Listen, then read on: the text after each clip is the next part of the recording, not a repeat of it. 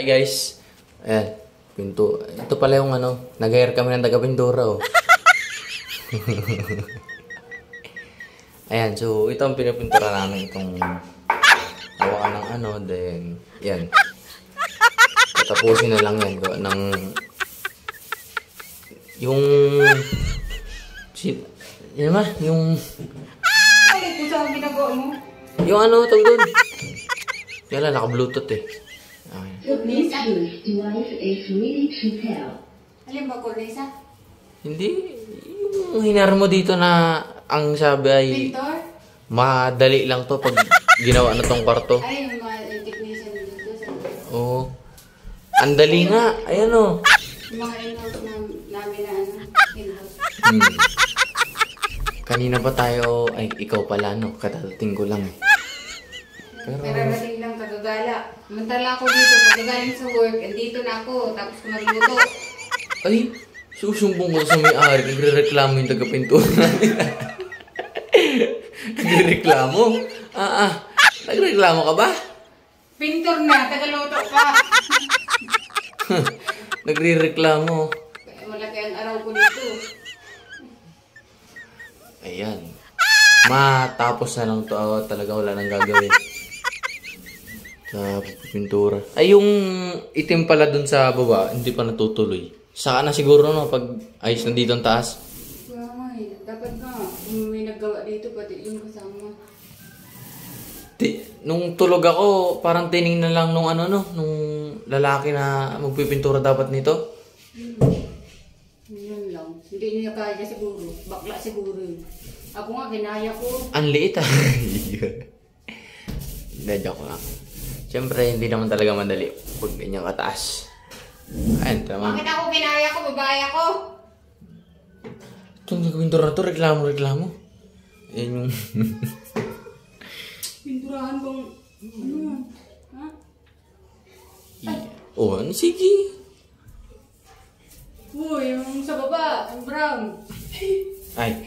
So, hindi pa finished product. Hindi pa tapos. Huwag ka natulungan na, boy. Hindi, wala pa. Pinipinturahan pa lang. Iyan. Mga sopa, nasa gitna muna. Tapos yung Christmas tree, gawa ng... malalagyan ng pintura. So, tamang lagay lang yan. Emil, alis mo sa aking basahan. Pinsan na mayain. Isabot mo maayos at di mo punas kulos taas. Ikaw lang siya dyan, magbihira pa nagpulupot ng bagong tuli. Kaya lang. After 10 hours. Good evening. Dito ako.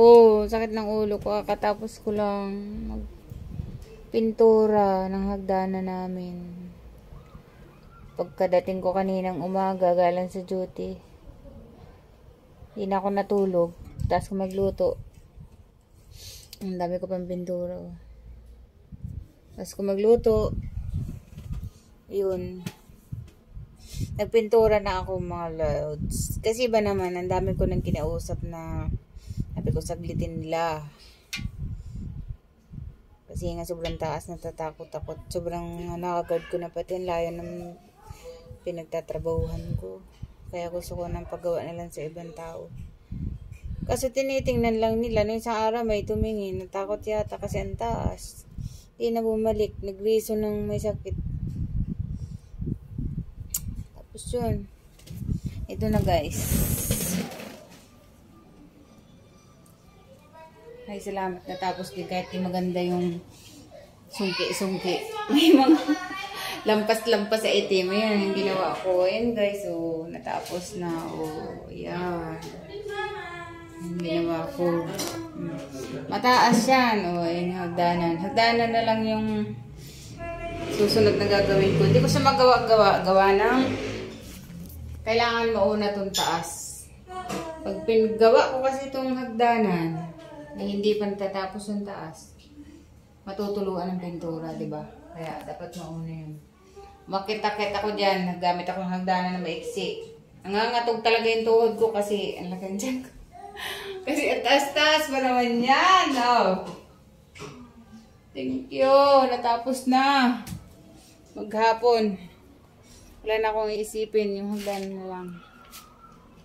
Ay, sakit ng ulo ko. Lang guys. Pahinga muna tayo.